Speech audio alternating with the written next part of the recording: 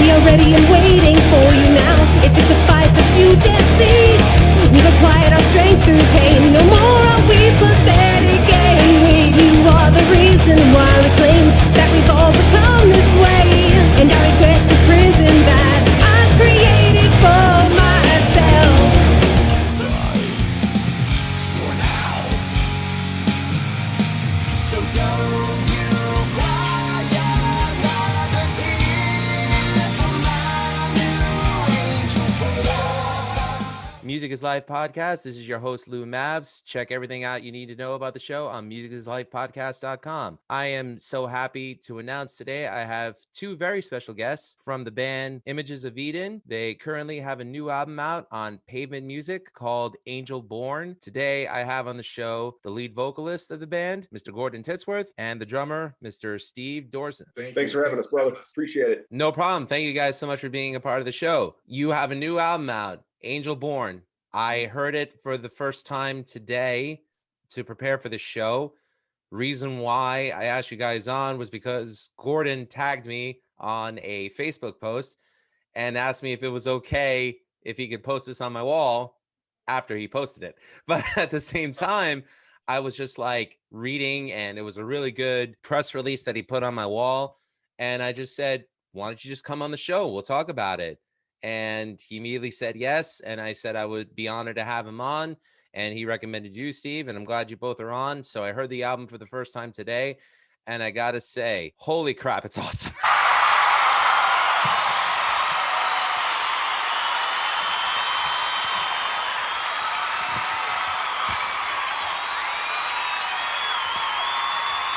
Wow, great to hear. I mean, I've known Gordon for a while. Gordon, how is it that we became mutual Facebook friends? I have no clue, and it's funny. I think the only reason I put that on your wall is because I saw your name enough times and thought, I think it's okay, because I think I've seen him chime in on some stuff.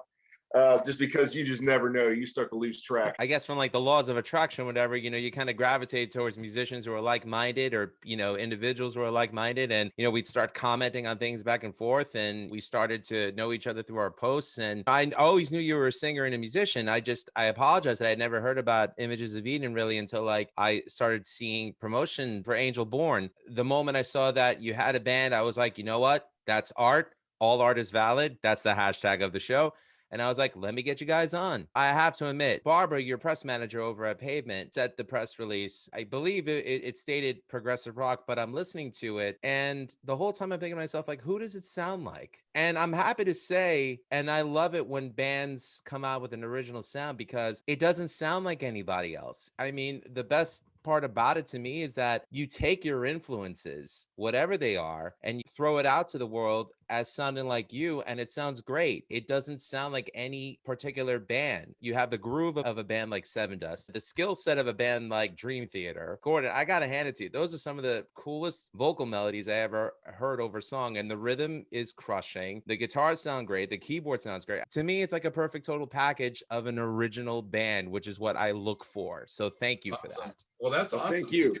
Yeah. I mean, I don't think we can really get a better compliment than you have your own sound and you don't sound like anyone specific. So really appreciate that, man, so much. Even the Triumph song that you covered, Fight the Good Fight, from their 1981 album, Allied Forces. I know it's a Triumph song. When I heard that, I said to myself, my God, they did it their own way and it sounds good. Everything about it, from the guitar patterns to what you're doing vocally. Like, you're not singing in the same octave as Rick Emmett, but then all of a sudden, when it comes time to hit that high D, you nail it out of the ballpark. So that was good stuff, man. I loved it. I loved it. And as a Triumph fan, I appreciated it. Well, I really appreciate that. I got to tell you that tracking the vocals to that song, Steve can tell you, I was one cup of coffee away from throwing in the towel, man, just getting fired up. And it took a long time to lock in. I wasn't liking what was happening, and I knew I had to do something different and the whole 9 yards. But yeah, that song almost didn't exist. But Steve, I'm glad you said to hang in there, man. Yeah. We were just, we were exploring with this song, and this was a tough one to remake after we already told ourselves remaking it. you know, so we're in the middle of it. It's like, wow, this. So here's the criteria. You know, you've got a classic rock band that has a song that everybody knows, and it's got a classical structure that you can't ruin that, or you just can't. You know, but you still got to make it your own. So there's that tight wire kind of balancing act that you kind of need to make it your own, but yet keep that critical structure intact. I think we did that. And as far as Gordon, you know, with his vocals, he, you know, we were exploring, like I said, he needed to find his path on how he was going to attack the song, be a storyteller, and sing the chorus to people, you know, and what a chorus it is for today's world we live in, is fight the good fight. Amen. I mean, how awesome is that to kind of bring back to life today in a modern sound, and tell everybody to keep fighting the good fight. It's been a mother of a couple of years for everyone. And I think our direction in our music is positivity and hope and looking forward to the right things and that type of thing. And I knew this song had that kind of tenacity to it, you know, where it was a positive song. It's telling you to keep hanging in there and fighting the good fight. And that's totally our MO, as you'll see with our album, and you follow the lyrics, you know. So yeah, definitely a cool song to do. And even kind of a funny story. I don't know if you know this or not, but actually Triumph actually got a hold of the song, and they loved it. And then they messaged us and told them how much they loved it, and they wanted us to send the master video file to them so they can upload it on their platforms and endorse us and put it out. So that all happened. It was awesome. I don't think there's any greater compliment than winning the praise of the original songwriters. Right? We were pleased that they were pleased, you know. It was like, well, good, we did a good job. Right on. That is awesome. I would have been extremely happy just with a great job, guys, just so they could acknowledge the fact that they saw it and liked it. But the fact that they took it that far and wanted it on their page, I just, I mean, that's validation. Yeah, their exact words were they were blown away. All of them were blown away by it. So that's great to hear. And to think, like, it's 2021, it's 40 years after the release of that song. It still holds up, and I think you guys brought new life to it. So congratulations on that. Thank you. Thanks a million, brother. I want to get to know more about Images of Eden. If you could please give me some light on how the band started, where it started. Yeah, I could really get extremely long-winded because it's an extremely long story with so many chapters. We have time. What I will tell you is, you know, as Steve and I had been in bands over the years, in and out of bands over the years, and it's just the same old musician thing, man. We run into people who either just aren't reliable, aren't at the same level, have different goals, have significant others that want to run things, yokos, have addictions. So, you know, it's everything under the sun. And I had dealt with a lot of that, you know, growing up, and even to the point till just before forming Images of Eden, I was actually in an original band and didn't work out. And I just said, all right, enough is enough. I have a very specific vision that I was seeing that I wanted to start. And the only way I could do it is if I brought in a session drummer, because I had all the songs written for the first album. And thankfully, I took the time over the years to learn all the instruments, guitar, bass, vocals, keyboards, everything. So I went into the studio with a session drummer, and the goal was just to track the first album, which is what we did. And I was going to use that to form the live lineup and then just go forward. It was one movie after another. Formed the first live lineup, had situations with that. After the second album, which was the first live lineup, that fell apart, had to sort of reform to do the third album, Rebuilding the Ruins. After that, it dissolved, and all I was left with was Dean Harris, the keyboard player. So a lot happened after Rebuilding the Ruins and before Soul Rise. Long story short, I actually connected with Steve and Victor Morell because I did vocals with their band that they were in for a very long time out of Phoenix called Born of Fire. Long story short, their previous vocalist, whatever happened, and they contacted me, and, you know, we saw eye to eye right away. And Steve and I co-released that album, Dead Winter Sun. And it was right then and there that I was just like, you know, I mean, we were like yin and yang here. It was like the most perfect partnership for a release. We reformed, we rebranded, upgraded the sound. I use the word upgraded because I used to write the super long Dramamine songs, you know, with roller coaster up and down all over the place, 70 something minute album. for some reason, after rebuilding the ruins, I don't know what it was, but my wiring just changed. And I didn't really have any interest in writing these long progressive songs anymore. I started writing on a 7-string. I like to just give them a little low end chunk. At the time, I was listening to Mark Tremonti and Killswitch Engage. So I was kind of thinking along the lines of more straightforward songs. And I really liked it because it was just heavier, punchier, to the point. But, you know, I can never let go of the progressive sound. It's always just something that's embedded. If nothing else, then progressive elements. But long story short, a lot of years, 20 years and 21 members, and the lineup's finally complete. 20 years, 21 members. Wow. Yeah, it's we're approaching Spinal Tap. No. Let's hope that. Steve, I don't want anything to happen to you. No, not from a drummer's. Go ahead, sorry. But you know, it's funny because I have that mutual admiration for progressive metal and progressive rock as you do, and I don't mind the longer songs. To me, like if you listen to an album, I don't know if you're a Rush fan or not, but okay, that's a yes. And so like one of my favorite albums of all time is Farewell to Kings. And for me, Xanadu is like the perfect song. I mean, it takes you on a roller coaster ride from beginning to end. I grew up a fan of Rush with their 80s output. Like I remember the first album I ever heard was Signals. So Subdivisions was my original gateway into Rush. Like you, I think that having that progressive element where you could take the listener on a ride from start to finish without being a 20-minute opus, you know, being able to condense that into a 4 to 6 minute song, and that's an art in itself, you know, but it also requires a lot of discipline. I mean, there's a lot of, I guess you could say, self-awareness. You know, you purposely keep the song in check to make sure that it doesn't get to that point. With the new album Angel Born, I could hear those songs I would like to hear those songs on the radio because I could, you know. I think they're exciting, they're catchy, and let's just hope that it catches on, you know, because I'm sorry, we need some real rock music back on the radio.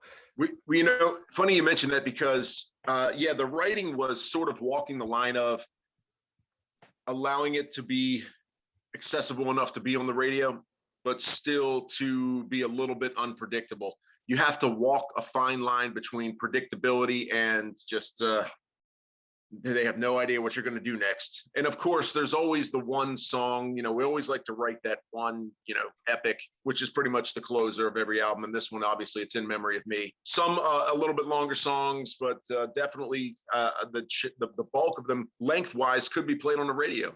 But yeah, so we definitely like to walk that line. You mentioned a Mark Tremonti influence, and I can hear his influence there because to me, I think he's a great riff writer. I had Tony Santana from Mob Music Collective on my show a while ago, and we both said that something that's really missing from rock music today is riffs. Power of the riff compels me. To me, the album's chock full of riffs. This is stuff that I long for. So thank you for that. One thing that I will never not do is riff. I love good riffs. I love low-end chunky riffs. I love groove riffs. You mentioned sort of a groove of Seven Dust.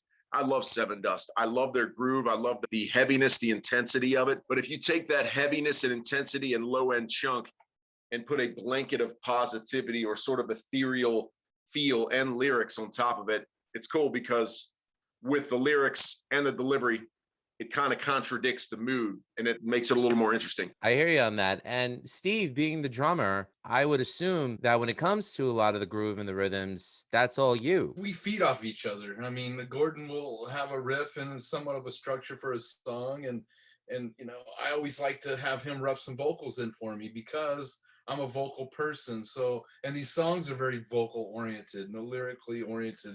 And I like to speak with my drums. So I'm kind of got a unique drumming approach for Images of Eden, like I've never had for any other bands. And that's really connecting with the song with your heart, knowing the riff and grooving, understanding it, but then putting your own thumbprint on it. But also highlighting those areas that Gordon's speaking with my drums. I call it all the time, Gordon, I'm speaking with my drums with you, you know, just to kind of flow with that. And so that's my formula I use to write with Gordon for my parts. And it seems to be a perfect fit in my, you know, opinion. So that's how I approach it. I'll always try to get better with that and also throw some curves in with that as I build and get going here more.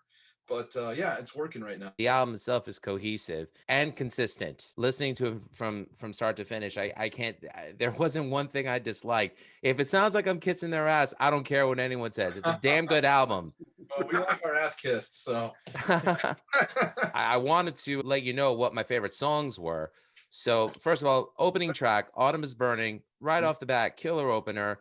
Angel Born, the title track itself, I just felt it's very rare where I listen to a song that comes out nowadays and I get that jolt running through the blood, and that was one. My Promise was great. That's another single that you have off the album. Video is available on their YouTube channel. Yep.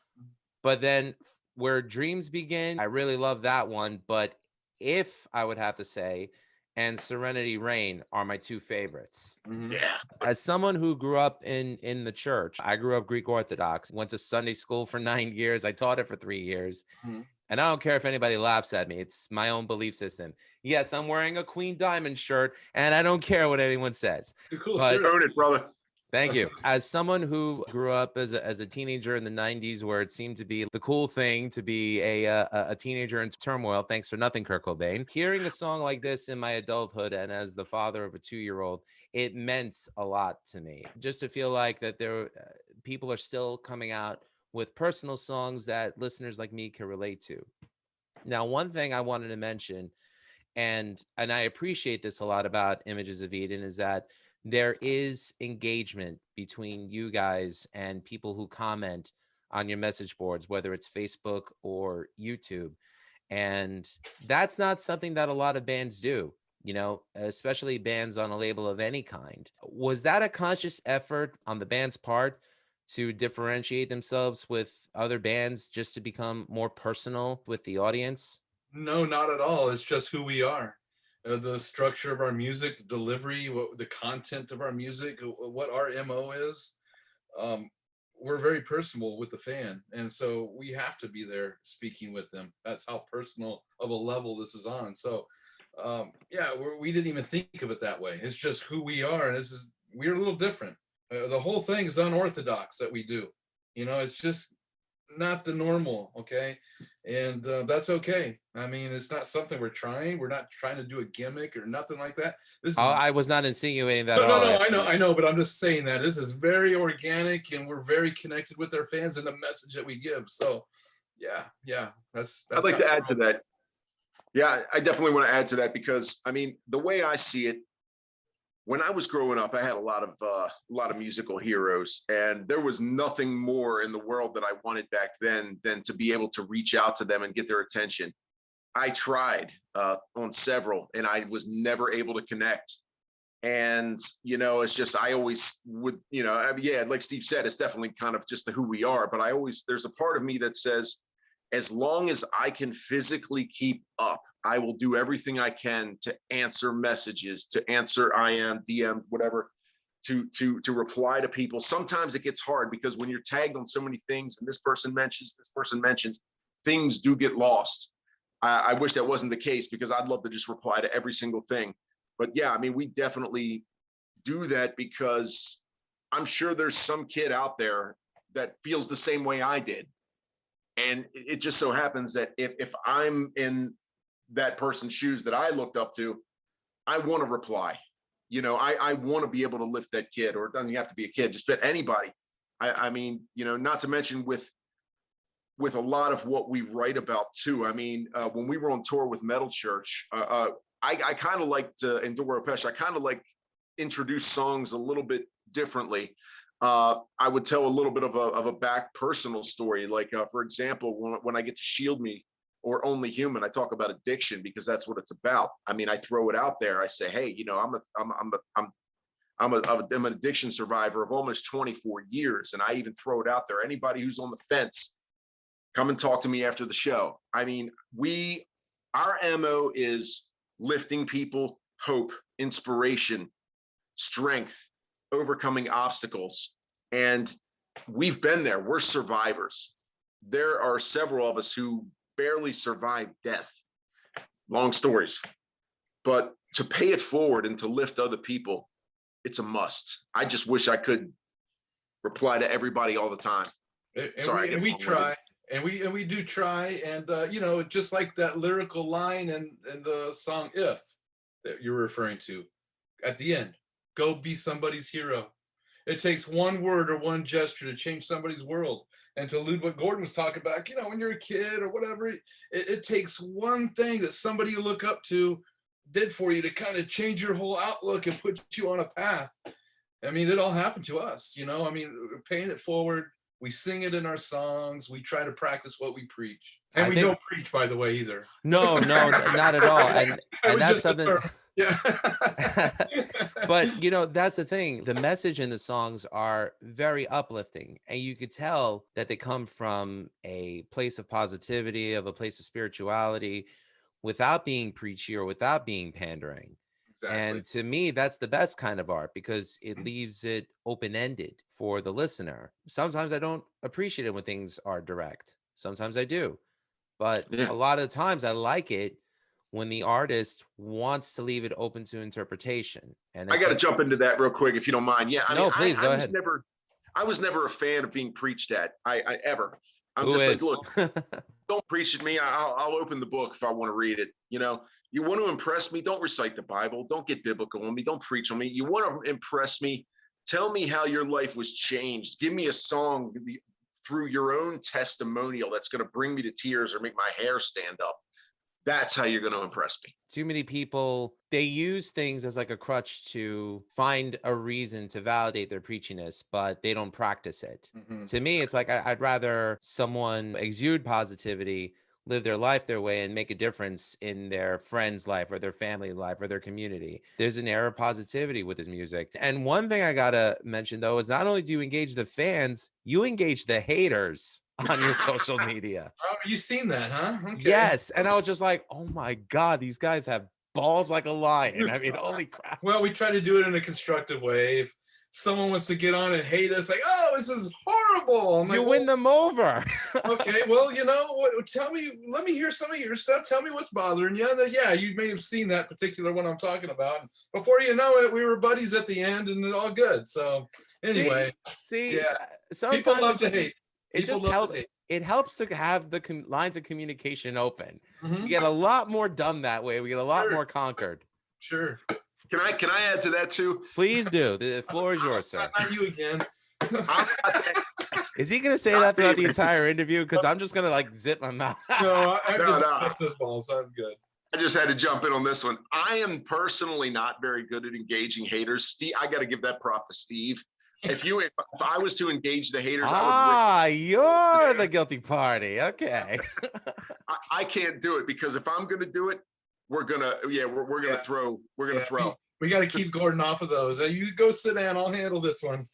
I'll give you a quick example. We had an instant message to our Facebook, to the Images of Eden Facebook, and this person said something that was really stupid and out of line. Actually, there were two. They were both right after the release of the album.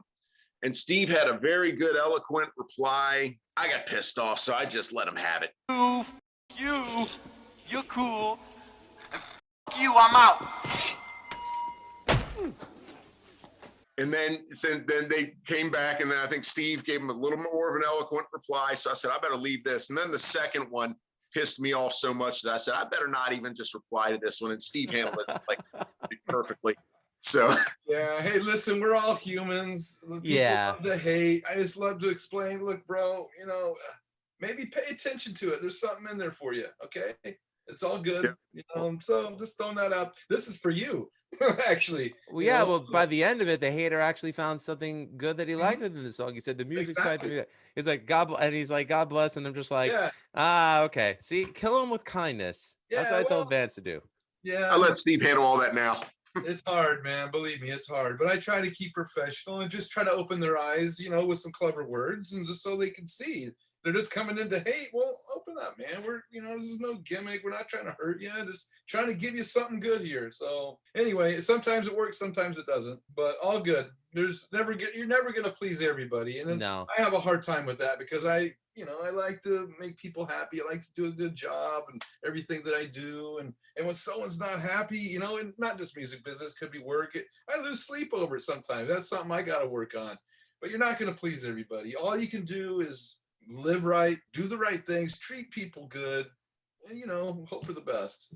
I So, agree. and we all speak about great things in our music, but trust me, none of us in our band are perfect. Okay, that's why we're very relatable to everyone. Look, we're not perfect, but we're trying to talk about a better way to go here, not just go kick a beer can around and just all dive down and and dwell on things. That's a lot of music gives you a problem and it's open-ended. There's no solution. Well, we talk about the problem, but we also talk about the solution and a path you could take to make everything better. So that's the difference, I think. Positive mental attitude, in my eyes, goes a very long, long way. I do appreciate John Joseph of the Cro-Mags because he lives his life by PMA. I follow him on Instagram. He has his daily posts. Another guy who engages the people who engage him.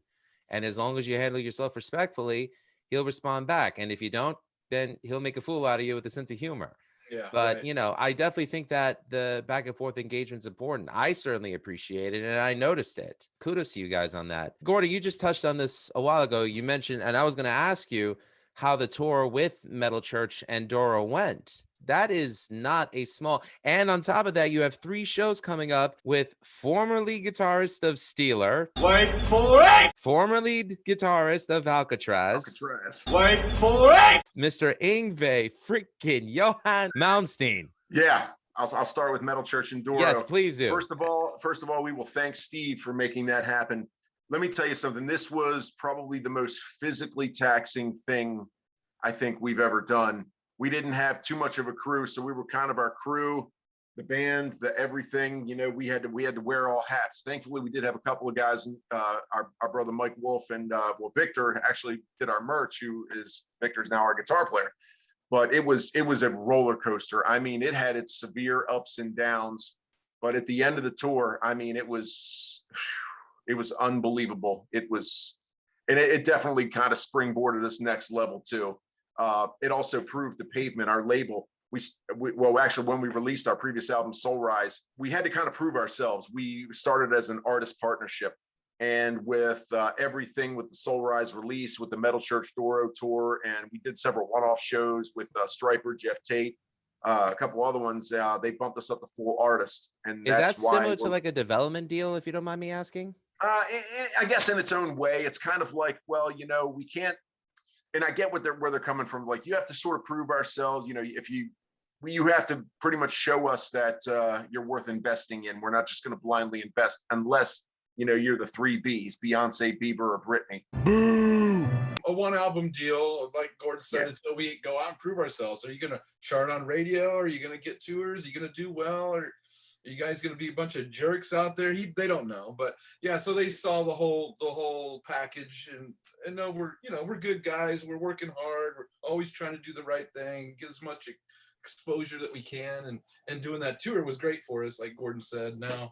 And so now with Angel Born and, with the pandemic and all that, we were going to put this out in late 2020, actually. But, we did not want to put it out during the pandemic. We wanted to tour on the record somewhat right away afterwards. So, the record came out in this year, and I'm glad we waited. It gave us more time to tweak it, dial it in, get it just the way we wanted it. But now it's time to tour. Things are opening up, and now we got the Yngwie gig. And that's going to be really big for us, even though it's just 3 shows in Texas.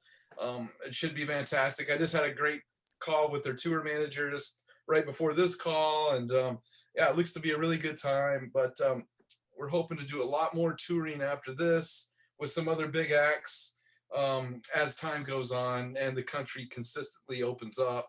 I think that's the holdup right now in a lot of full U.S. tours. You're going to see a lot of regional type tours with bands right now, because across the board it's just the venues and capacity levels, the money guarantees, all that stuff that goes into play for these bands and making the deals. It might not be worth it to some, it might be worth it to others. So you're just going to get a lot of 50-50 on that. A backlog also you're dealing with. So we're very blessed to be getting this gig with Yngwie, and we're going to make the best of it.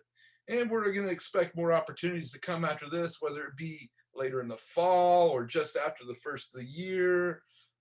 We also want to get to Europe as well. So we have all those things kind of working right now. Europe is a huge backlog right now. So don't even Mhm. think about going over there this year. I mean, next year, hopefully. Yes. So, Yeah, I actually had an interview with Robert Garvin of Sirith Ungol for the other show that I'm co-host of, Ratsa Review, with my friends Wayne and Greg. Even he said they were supposed to headline the Keep It True Fest in Germany. uh, They were supposed to are do a they even double doing that? headline. I'm sorry? Are they even doing that festival or? No, not this year. They're doing it next Oh, year now. okay. And, Right. and I think on top of that, I think they're just condensing it into one night, but I think they might give them like a 2-hour set. You know, they Oh, wow. have, it's really rough. And of a lot of the industries that have been hit the hardest, I would like to ask you a personal question. How have you guys been holding up since the pandemic? You know, I hope you and your loved ones are well. For Images of Eden, this will sound a little funny, but we really thrived during this time because we're smart. We had a lot of work to do to get the Angelborn record ready. We filmed and produced 4 music videos for this new record. One hasn't even been released yet. And we had our finish up of our writing and our mixing and mastering and all that stuff with Bill Matoyer. So, I mean, all we did was just put our nose to the book and know that, okay, we're not putting the album out in 2020. Let's get our jobs done. Let's make the plan to get it out early 2021, and we're on. So really, we didn't really miss a beat per se because of all that. It ruined all of our live plans, of course, for the future for right now, because we got to start from the beginning. But we used that time to our advantage, and I think we did well with that. And now everyone's going to see all the things we made during that time. So still another video yet to be released. So All right. about that. Yeah. Yeah, I would definitely say that you guys use the time well to your advantages. Great product that you released, and the videos look great too. And Steve, if we haven't mentioned before, you direct them. I direct them. Yes, I write the treatments and direct, and Gordon also helps me with writing the treatments as well, because he's the lyrical writer, and we really make sure that these things make sense. It's not just a bunch of visuals and whatever. I mean, the way we impact with our audio and our songs, we try to do that same thing in a visual format. We want to tell a story. We want it to impact you to make a change. And if you watch some of those videos, you saw, especially the My Promise one, a tragedy turns into triumph because he went a certain way, with his thoughts. So that's what we try to do. We try to sincerely tell the story to get that movement in you. And that's what it means. And Gordon, you're great in front of the camera as the lead vocalist. I mean, great job with that. You emoted very well. I directed him. Okay. Yes. Appreciate it. Yeah, that's what happened. Gordon's a sport, man. Gordon's all pro. I tell you what, filming videos is so much fun. I had no idea how much fun it was, until we filmed the first one. The first video we ever filmed was actually Steve and I was in our previous project, Born of Fire. I mean, when you walk to a video set and you see like a $50,000 camera on a crane, on tracks, you see lights, you see, they've got boom mics, you got the big, discs that are reflecting light, and it's cool, and it's like you feel like you're on a Hollywood set, and I got so pumped up. And anytime after that, I'll film a video. I mean, let's do a video for every song on the album. I don't care. It's just so much fun. Yeah. So the great thing about Images of Eden, everything is kind of in-house with us. So, I mean, we do all of our own band management. Gordon and I are the management. I mean, Gordon does a lot of our mixing and everything too. We'll be mixing the next record. I do all the video production stuff. So, we keep it close to the cuff.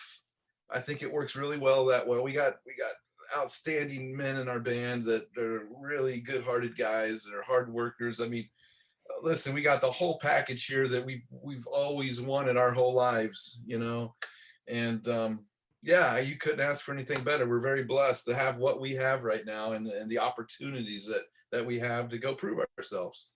And Pavement's publicist, Barbara Papageorge, she was wonderful with getting me any information that I could use for the show. So big shout out to her. Oh yeah, Barbara's awesome. Awesome people. Our whole label's great. Everybody that works with us, Tim and Mark at the label, and John and Muncie that do radio, and Barb that does all of our promo. Muncie Ritchie? Yeah. Yeah. I love Muncie. He's great, isn't he? Oh my God. Muncie, when I was a college radio DJ, he used to hook it up. I owe that man for my hearing loss because he got me guest passes for my first Motorhead concert. So I'll always thank you for that, Muncie. Yeah, Muncie and I both, we have an appointment for some beer and pizza coming up here soon, as soon as I get to New York. So We met Muncie and John in Brooklyn when we played at the Kingsland, The I think. Kingsland, right?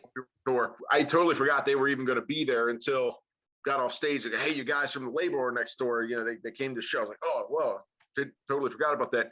I tell you what, within about 15 minutes, I mean, Muncie's just got me crying on the floor, laughing so hard. I couldn't even breathe. I said, this guy is just, I can't even put it into words. It just, everybody should hang out with Muncie for an evening. They'll look at the world a little differently. I used to hang out with way. him at Extreme Championship Wrestling shows. Like, Oh, he'd really? just be right next to me. I'm like, Muncie, what the hell are you doing here? He's like, hey, man, gotta promote. So, oh, that's funny. you know, I even when I went to go to the Mayhem concert, like, I didn't expect to see Muncie there. I'm watching Whitechapel. All of a sudden, who walks right past me is Muncie Ritchie. And I'm just like, Muncie, what are you doing here? And he's just such a good guy. Definitely one of the hardest working marketing specialists when it comes to his bands. And Muncie, I know you're just celebrating what, 25 years, I think? No, 30 years. I was at a 30-year one. Yeah. So, yeah. 30 years of skateboard marketing. Muncie, congratulations. Keep up the great work. Yeah, he just sent us an email here today. We moved up to number 19 on the metal charts as of today. So that's wonderful. Congratulations. Yeah. I don't know, where did we start? 48, Gordon, or something like 49. that? We like 49. Just squeaked. Like we started at 49. Okay. We're up to 19 now. So good. I think that's a testament to the band, the music, the talent, and definitely Muncie working hard for you guys. That's awesome. Yep. And of course, no small feat from you guys, of course, you know, I mean, like, you guys put in the work to write the stuff and record it and make it sound as good as it does, you know, I mean, like, as I said, the music speaks for itself. So it's wonderful. When I found out from the email that Barbara sent me that you guys were on Pavement, you know, I had always associated Pavement with bands like Crowbar from back in the day. And their Solitude Eternus. Yes, Solitude Eternus. I forgot about them. Yes. Scatterbrain. Guy Brogna, the bassist, owns the music store, All Music in Plainview. I see Guy all the time because I always bring my guitars to him to get set up, and I always get my stuff from him. Did a reunion with Scatterbrain over the course of the pandemic, like an outdoor gig to raise money for a charity.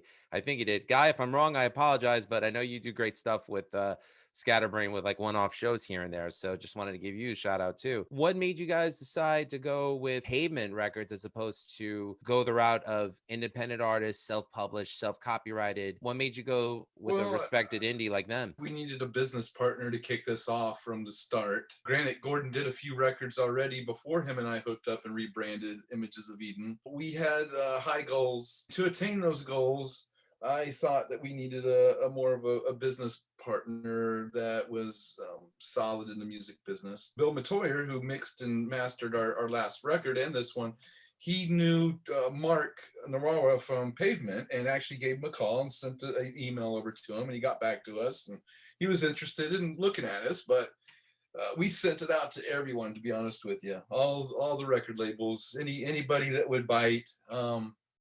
But here was the problem. In today's world of signing bands, I mean, unless you have dollar signs written on your forehead or you got a huge sales history, touring history, all that, then they'll talk to you.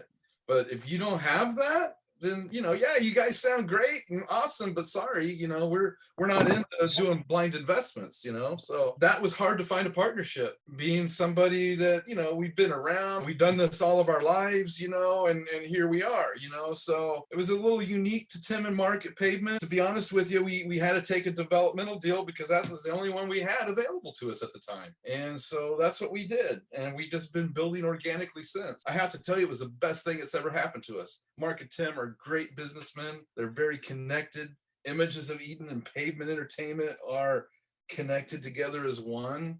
And so we really have a good business relationship, working relationship. We're making a lot of headway. We could not have done that without their partnership. We could have went out and released this on our own, but that's as far as it would have gotten, you know, and in my opinion. So I think to all of our success right now with touring and the other things that we do, charting radio and whatnot, that's Tim and Mark at Pavement. And so yeah, you need that, you know. You just can't go out and magically wave a wand and expect all these things to start coming in. It doesn't work that way. So no, definitely doesn't. I mean, that was my business plan for all this, and then that's what we stuck with. And then for this Angel Born record, we came together, we got signed on as a full-time artist. we're really putting a lot of financial backing into this to get it out everywhere. And so that's what we're doing, you know, and so we're putting all of our cards on the table, so to speak, Yeah. you know, with this. You know, we're not getting any younger. We feel great about this record. It needs to be heard by everyone. It's a gift that you don't even know yet. You know, it's the best gift you could give yourself if you can't go to a concert right now, is to purchase this record. I mean, it's I know it's a little cliche, but man, it speaks to you. I think you might have had a few glimpses of that when you were reviewing it earlier, but it speaks to me. I'm not just a drummer, the manager, a video producer. I am also a healed fan from this music and healing from it. And it's all wrapped up in metal music. It's pretty cool. I love metal music and I love good music. And to me, Angel Born is good metal music. So Awesome. I will continue to put it over no matter what. Where can people buy your CD and your merchandise? We always say go to our website, imagesofeden.com. We spend a lot of time keeping it updated because people say, well, where are you? Are you on Facebook? Are you on Twitter? Are you on Instagram? We're everywhere. If you want a one-stop shop, go to imagesofeden.com. It's a very robust website. You can spend a lot of time in there. It'll link you to everywhere we are, to all of our social media. We have an audio video page. All of our videos are on there. It will link you to our online store. It'll pretty much take you everywhere you need to go. So yeah, imagesofeden.com. And we even got cool deluxe double colored vinyl LPs too to go out for Angel Born. So very cool for the collector out there. Vinyl seems to be the biggest selling medium at the moment. Probably more than CD, more than MP3. They said a figure. It was either 2019 or 2020. More vinyl records were sold than CDs in the US. I could believe that because the quality of audio on a vinyl record surpasses everything. The problem with an MP3 is just that it sounds too compressed, which I'm happy to say that listening to this via iTunes, it doesn't sound at all like it suffered from the loudness effect that compression does to a song. You know, everything sounds very well balanced. The instruments just sound like they breathe on it, which is something that probably since the late 90s, early 2000s doesn't really exist much in music today. Steve, you mentioned before that Gordon was the mixer. Not on this record, but I mean, he will be on the next one. But Bill Metoyer mixed this record, and you know Bill Metoyer, I'm yes, sure. Bill Metoyer, I know he's produced a lot of stuff on Metal Blade. I'm a fan of what he's done. We're all old school guys. I mean, we all have a hand in the mix. We all, Gordon and I, produced the record. We're all old schoolers, so that's probably what you're hearing. Some of our old school ways of bringing this to a finished product. You know, you're still getting that bite. Yeah, I definitely hear it. You guys have worked to a certain level to be noticed by a Pavement. Today, it's unfortunate that for a lot of young bands who want to come up and do it, either they don't have the proper knowledge on how to get to that level. Some don't have the drive. You have to get up and you have to put the work in. You know, you have to learn your instrument. You have to learn how to write songs. You have to learn how to communicate with other like-minded musicians to want to get together and be in a band. I know one big problem that's happened with the pandemic is that a lot of venues have closed down. I know you mentioned you were at the Kingsland in Brooklyn when you did your tour with Metal Church and Doro. The biggest metal club out here on Long Island was Revolution in Amityville. And that's no longer here anymore, which is a shame. I played that stage many times. I've had friends play that stage many times. And it's a shame that it's not gone because that's one avenue less than what bands had before that they could use. Currently, with the country opening up and concerts coming back, a lot more videos of people playing music in their homes and putting the videos on Facebook. I'm guilty of that, and YouTube. Hopefully what this will do is maybe spike creativity amongst bands to form and get out there. But to attain a level of success that you guys have earned, what advice would you give them? Go to law school. Go to law school. Don't get in the music business. I don't know. I mean, honestly, if the passion's there, you can't stop it, you know? Yeah, I know. I was just kind of joking, but I know. listen, if you're choosing, and this will go for anything that you do in life, that you choose for your craft, you got to love it. It's got to be the most important thing to you in your life. It's got to be that. That's how you got to think about it. It's got to be the most important thing to you in your life, and you've got to work at it every day. It's your craft. If you don't have a work ethic, don't try. I mean, don't try to. I mean, don't set your standards high. because you're not going to get very far if you don't work at it, you know? So if you're just doing it as a mild musician, just to play for fun, then great. Do it whenever you have a chance. That's awesome.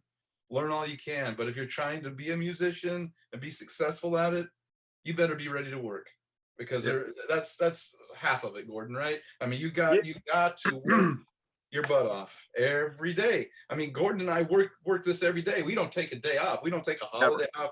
Every day we're planning and we're getting things done and getting something set up, doing something every week. We build, okay? And you gotta be a visionary. You gotta be a good planner. You gotta be organized, and you gotta have a fire inside that can't be put out. If you have those, nothing can stop you. I got a couple of things to add to that. Definitely. Number one, Please do. never forget why you first became a musician. This is one of the businesses or one of the industries where you can almost be guaranteed that you won't make it, because so few bands do. So you have to love music. You just think of that first time you picked up that guitar or that bass or that mic, or you sat behind those drums or played on a piano. You love it. You love music. You love playing music. You love creating it. Don't ever forget that. That has to be number one. It's for the creativity, and you can't let anybody change who you really are. There are going to be 1,000,001 people, and I've dealt with this since the beginning of Images of Eden. I couldn't count how high the number of people who wanted to come at me and change how I'm doing things, or tell me that I should be doing things different, or you should be playing cover songs and not originals. How do you expect to get gigs? I don't want to be a cover band. That wasn't what I wanted to do. I wanted to be an original band. I have a very specific vision. I want to get my music out there. You know, this is what it is. And, you know, everybody's got something to say. Everybody's got advice. Everybody wants to tell you what they think you should be doing. Listen to their advice, but don't ever let anybody change who you are and change the direction. Always stay true to yourself.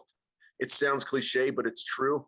And I mean, if you're writing, it is extremely important that you write so from the heart that when you feel like you have put yourself out there too much and shown too much of your innermost naked self, you're where you want to be, because nobody's going to take you seriously and nobody's going to be able to feel your passion unless you feel it. And I mean, you've got to really almost, you just have, I can't stress that enough. One other thing that really helped, if you have the ability to learn all the instruments, if you're a guitar player, work on your voice, learn bass, dabble on the drums. If you're a singer, please learn the other instruments.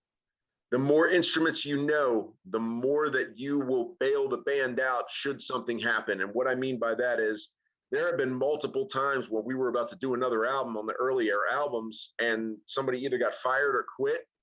And, you know, I didn't have to worry about replacing them, because I was like, okay, bass player quit, I'll play bass on this album, no problem. Or, you know, something happened, well, okay, well, we can fill in by doing this. So definitely learn as many instruments as you can. And believe it or not, that's really going to help you out if you're a writer and you track and you've got a home studio, because not only are you just, you're not sitting there just playing one instrument in the studio, you can layer, you can do all this good stuff. You can experiment with layers and with different instrumentation. Do it. That was, I never even thought I was ever going to do that. I mean, I picked up a guitar when I was 13. That's all I ever wanted to do at the time. Little did I know, I ended up learning all the other instruments and I gravitated to vocals. So that's one of the best things I've ever could have done. Well, one of the things that I definitely need to give props to you guys on is that every album that I've heard, because after I listened to Angel Born, I did make it a point to backtrack it to see where you guys came from to where you are now. And every album is consistently good, but I'm seeing an upward trajectory of what you guys are putting out. And to me, it's like, you could be an AC/DC and release the same album over and over again, knowing that you got, but I love AC/DC, and that's not an insult, because they're like one of the few that could do that.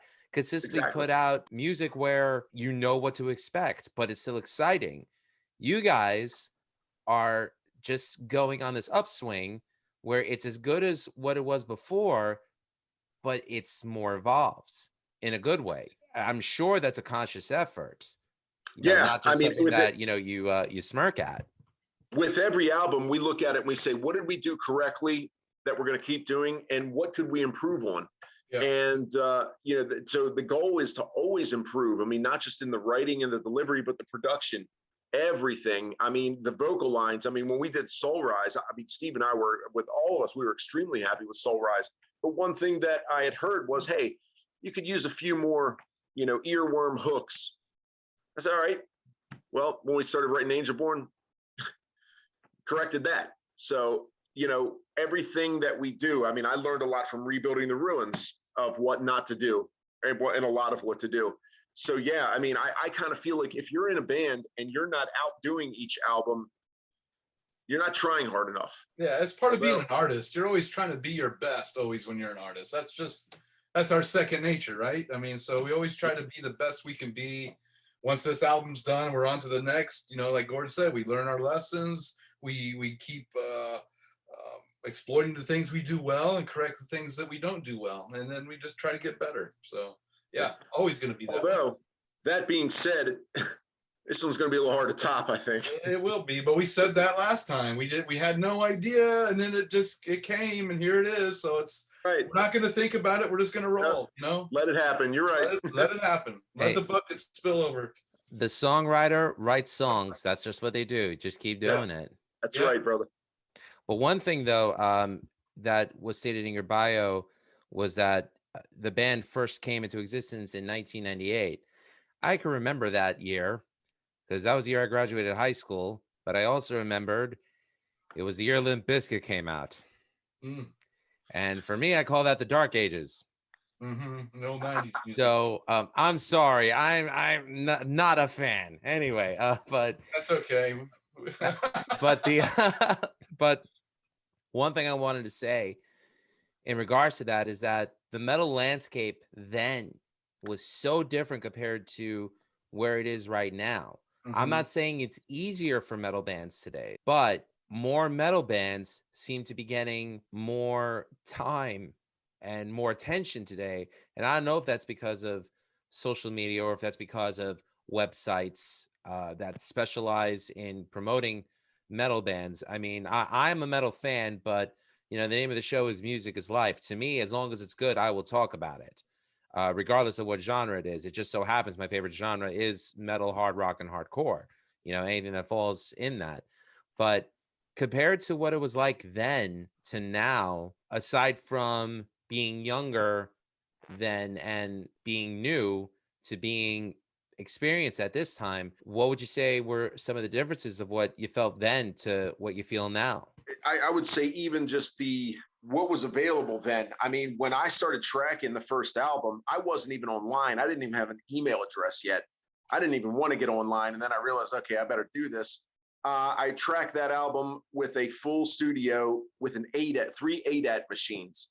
So that was almost primitive. Well, it was very primitive compared to what's here now. Now everybody's online. Everybody's connected everywhere through their phones. It doesn't take what it used to take to produce a good album now. If you have some decent recording material or some decent recording equipment and you kind of know what you're doing, you can probably produce just as good of an album now that would have cost you a lot more 20 something years ago. So I think it's the accessibility to everything now is probably one of the biggest things. Yeah. Every time you turn around, that's, there's so many sites that are ready to grab your material and try to promote you. So unfortunately, there's a sea of stuff, and it's you have to stand out because there's a bigger pond now. And yes, it is all based on the internet. That all roots from that. So it just opened everything up, and it puts a lot of producers out of business too when kids stay at home and get some recording gear and do it right on their computer. So I mean, Bill Mator will even tell you that. He's doesn't even hardly record drums anymore just because he just doesn't have a demand for it. People will bring pre-recorded stuff to him to mix now. That's kind of the game. Well, not only that, but there's so many apps I think that you can create drums with, but I don't know, to me nothing beats the sound of organic drums. No, man, it's I mean, you can use samples and all that, but you got to play it. You got to play the music, to capture the feel. And because God forbid you try emulating that in a live setting, you know, what's heard on record that's recorded with the add-ons or the samplers, and you can't cut it live. You know, I can't respect bands like that, unfortunately. No, I mean, no. using samples is one thing. Like when you're using samples to elevate the sound of a song, you know, that's a completely different thing than relying on samples to get you through the song. Right. And, Yeah. you know, not putting the effort in for playing it. Yeah, understood on that for sure. As I said, I can't say enough good things about this album because I just appreciate the musicianship with it. I appreciate the positivity that you're putting out.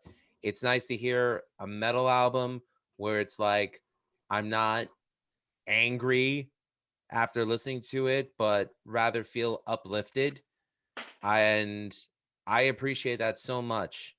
And I think it would behoove listeners out there and viewers of this podcast to seriously check out not just Angel Born, but all the back catalog of Images of Eden. If I could see you guys at the Madison Square Garden, I would love that. Oh, we'd love to have you. Because to me, good music deserves to be heard by people everywhere. Yes, I appreciate that very much. Not a problem. I really want to thank Mr. Gordon Tittsworth and Mr. Steve Dorssom from Images of Eden for joining me on the podcast tonight. Guys, is there anyone that you want to give a shout out to, or just a reminder of where people can catch you? Well, we'll be playing in Texas, July 30th in Dallas, the 31st in Houston, and August 1st in San Antonio. So go to our webpage, imagesofeden.com, and get more details on all that. That's all we have live for right now, but we're working on more. Until then, go and pick up the record. Like I said before, it's the best gift you can give yourself right now, especially if you can't go to a concert. This thing speaks to you. It gives back every day. I'm telling you, it inserts a change in you. I will tell you that, and it's pretty exciting. I encourage you to listen to it. Gordon. Yeah, Steve, you pretty much said it. And I mean, beyond that, I mean, Tim and Mark at Pavement, actually the whole crew at Pavement, Tim, Mark, Muncie, John, Barbara, even Brittany and Heather, everybody who has put their hand in this some way, shape, or form. We can't thank you guys enough. I mean, this is the, you know, this is the fifth Images of Eden album, but this is exponentially more personal than I would say everything else. And I think it came through that way. I mean, this was the one we want to push as far as we possibly can. We want to thank everybody who has supported us. And I mean, one thing that has to be said, Lou, thank you, brother, because press people, when we talk about press and radio, we do what we do. This is the dream that we have. This is our dream coming true. It's what we've always wanted to be doing. But we really need our press people and our radio people. I mean, we value you guys more than you could ever know, because you are pushing the material that helps us make our dreams come true.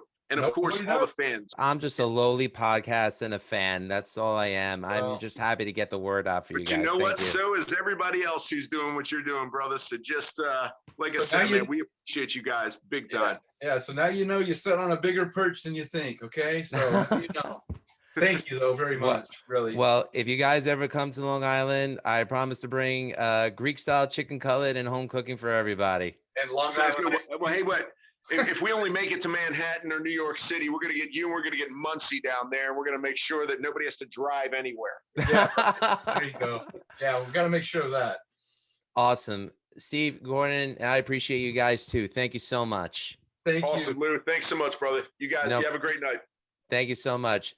To find out more about the Music is Live podcast, please check out musicisLivepodcast.com, and also check out our parent network, Rat's Eye Review, at ratseyereview.com. There you can look at the other podcasts, including Beyond Bushido, a pro wrestling podcast with James and EA. You can also check out Suck My Balls, the South Park podcast. Check that out. That's one of the highest rated ones that we got. Also, check out The Right Opinion with Harrison Bergeron. And don't forget the Mothership Show, Rat's Eye Review, every week with me, Wayne Noon, and Greg Noggle. Don't forget, musicisLivepodcast.com. All art is valid. Check you guys on the next episode. Thanks. Peace out.